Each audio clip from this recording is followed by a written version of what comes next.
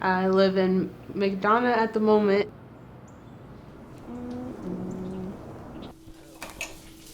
Eating is like 90% of what I do these days. Now that I have more food, it's really nice to be able to do that. Ta-da! It's a meal of champions. I have the most wonderful sister who is supporting me right now. And shout out to my mom who raised 3 girls by herself. So, love you, Mom.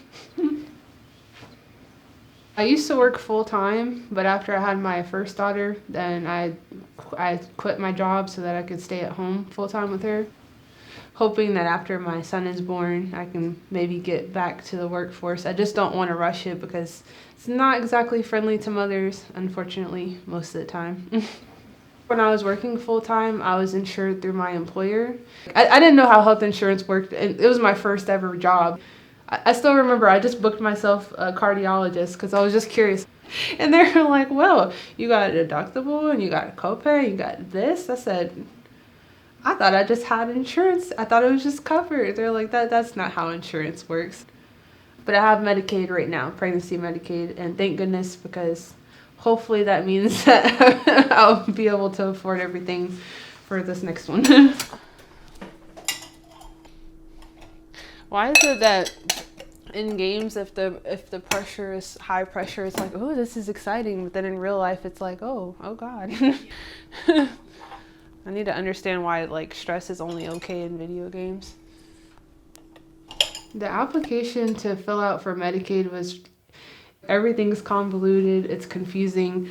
There was quite a few parts that I wished I could have like called somebody and said, hey, what does that mean? There really should be more people to handle the volume of people that need help. Is in the meantime of somebody waiting for food stamps, they still got to eat. And in the meantime of waiting for pregnancy Medicaid, they still need a doctor's appointment. And I do know that sometimes it's a lot more difficult to find a doctor who will accept Medicaid. Even for a pediatrician, I've seen where they only accept private insurance because they don't want to deal with Medicaid. I think if Medicaid it was expanded where more people had access, that'd be probably the most ideal situation. And that was actually a really solid nap. Oh, hello. Hey, princess. Wee. Oh, somebody had a really good nap. Nap.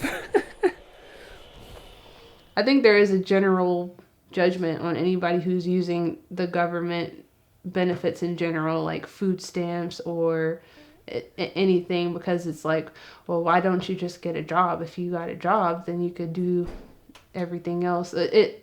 People kind of feel like you're lazy or you're not contributing to society as much in that moment in time.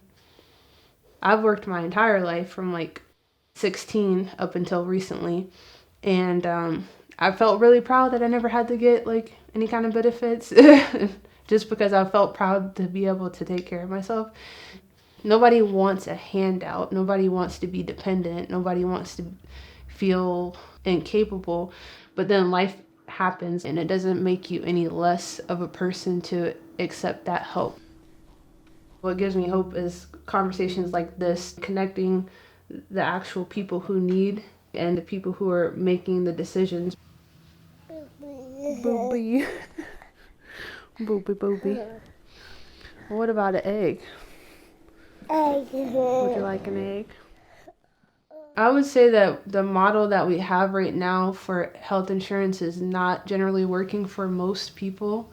If there's ever a disconnect, that's where you get policymakers who might be insensitive to some of the issues that us regular people are facing, because at the end of the day, it's not just to run a program. This is people's lives. This is their livelihood. This is their family.